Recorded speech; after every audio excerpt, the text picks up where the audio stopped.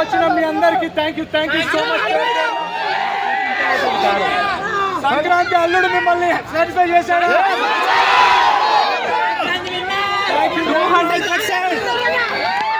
Sankranti Alludu Bhimavaram I love you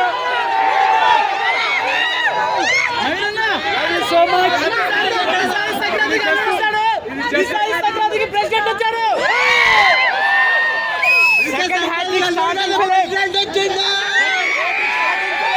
thank you.